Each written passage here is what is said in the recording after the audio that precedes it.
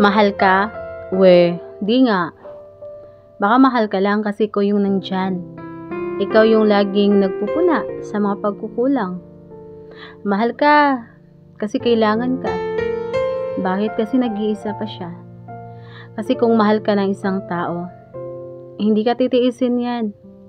Kung mag-aaway man kayo ngayon, aayusin nyo yan. Hindi yan matutulog na hindi kayo magkaayos. Bakit? Kasi mahal ka. Hindi ka hayaan na matutulog na may sama ng loob. Pero kung hinahayaan ka at sinasabihan ka na bahala ka, hindi ka mahal yan. Kasi ang taong nagmamahal, never sasabihin sa'yo na bahala ka sa buhay mo. Kasi may pakialam yan sa pagkatao mo. Kaya kung ganyan lang yun ang nagiging karelasyon mo, alam mo na hindi ka totoong mahal. Ang taong nagmamahal gagawin lahat para sa partner niya. Yung ibigay niya ang the best. Hindi ka man perfect. At least ginawa mo lahat. Nagpakatotoo ka sa kanya at naging totoo ka. Hindi yung hanggang salita lang tapos may konting bangayan, iiwanan ka. Diba napakasakit? Hindi yan pagmamahal. Kasi ang tunay na pagmamahal, hindi yan mananakit. Ang sabi nga nila, kung mahal ka ng isang tao, masaya ka.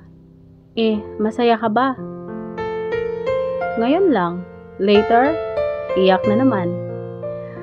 So, ang hirap, no? Sa hirap i-determine kung ano yung tunay na pagmamahal.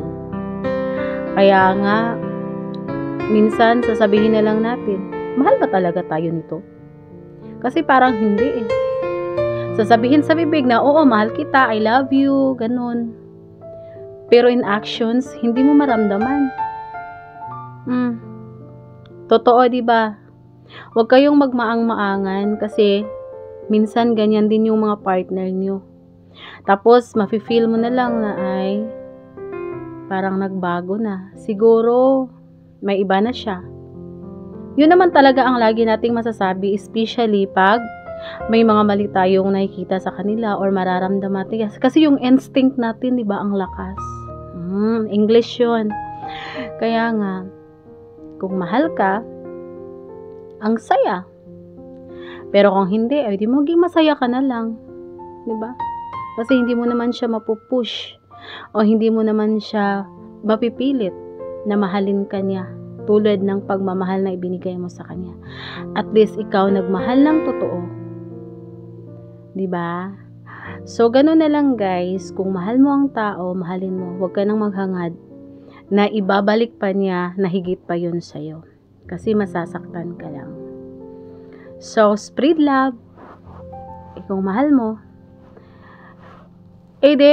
mahalin mo. Problema ba yun?